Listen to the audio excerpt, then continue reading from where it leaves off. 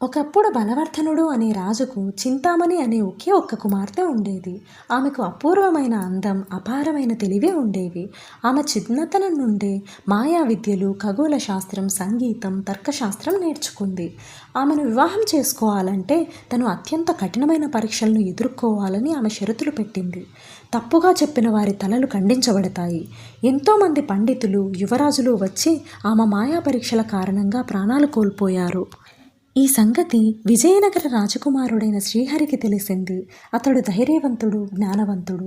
అతడు చిన్నప్పటి నుండే అష్టావిధ శాస్త్రాలు, మాయాజాలాలు, మంత్ర విద్యలు నేర్చుకున్నాడు.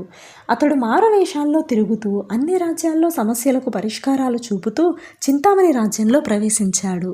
చింతామణి పరీక్షలను ఎదుర్కోవడానికి సిద్ధపడ్డాడు. మొదటి పరీక్ష ఒక పెద్ద మందిరం అందంగా వెలిగే దీపాలతో ప్రకాశిస్తూ ఉంది.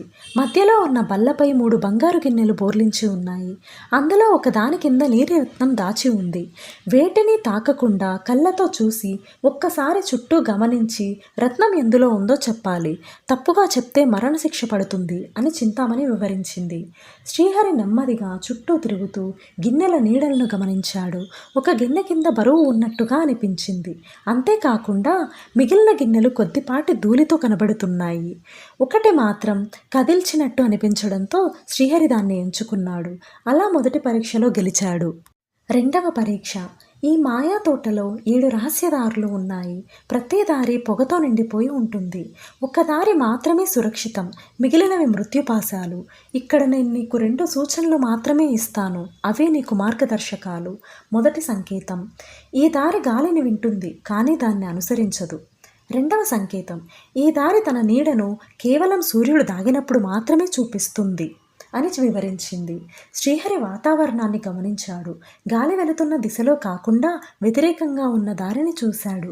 తర్వాత సూర్యుడు మేఘాల వెనక దాగినప్పుడు ఒక దారి మాత్రమే స్పష్టంగా నీడను చూపించింది.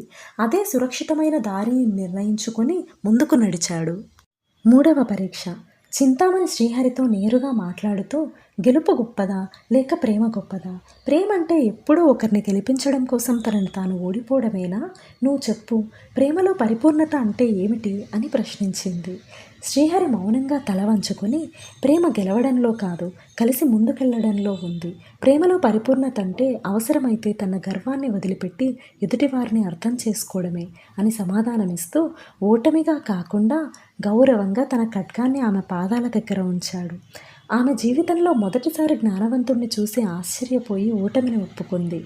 ఆ తర్వాత ఆమె శ్రీహరిని వివాహం చేసుకుంది. ఇద్దరూ కలిసి రాజ్యాన్ని ధర్మపదంలో పరిపాలించసాగారు.